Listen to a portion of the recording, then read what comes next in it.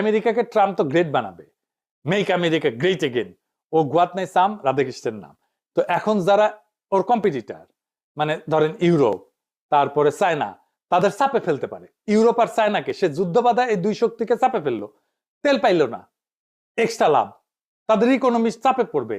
Europe এবং চায়নার economy চাপে পড়বে এই যুদ্ধের কারণে, কারণ তাদের জ্বালানি আসবে না। ইউরোপ আর চায়নার ইকোনমি দারুণ ভাবে ক্ষতিগ্রস্ত হবে। আর ইন্ডিয়া, ইন্ডিয়া আমার অনুমান সিস্টেম করে আসছে ও মোদির সফরে, আবার হয়তো রাশিয়ান তেল নিবে, এই কনসেশন দিয়ে আসছে। ট্রাম্প তো কিছু না পাইলে কিছু দেয় না।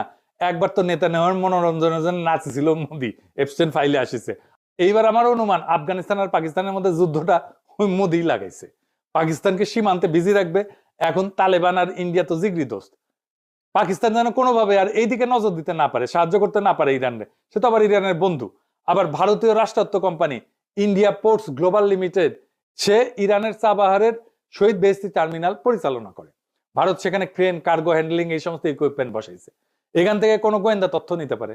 এই পোর্ট হয়তো তাদের কাজে লাগতে পারে ইসরায়েলের। ইরানের এই পোর্ট ম্যানেজমেন্টের দায়িত্ব তো উচিত হয় নাই দেওয়া ইন্ডিয়ারে, ইরানের। ওরা দেওয়ার সবার বেশি বুঝে। আবার ওমানের ডোকোমেও একটা পোর্ট আছে, যেখানে লজিস্টিক অ্যাক্সেস আছে, মেইনটেনেন্স অ্যাক্সেস আছে ইন্ডিয়ার। এটা আবার হরমুজ প্রণালীর জাস্ট বাইরে। ফলে পারস্য উপসাগরের উত্তেজনা হইলে বিকল্প অপারেশন পয়েন্ট হিসেবে এটা কাজ করতে পারে। হয়তো ইন্ডিয়া এই পোর্টগুলো থেকে কোনো সাহায্য দিবে ইসরায়েলকে, আমেরিকাকে, হইতে পারে গোয়েন্দা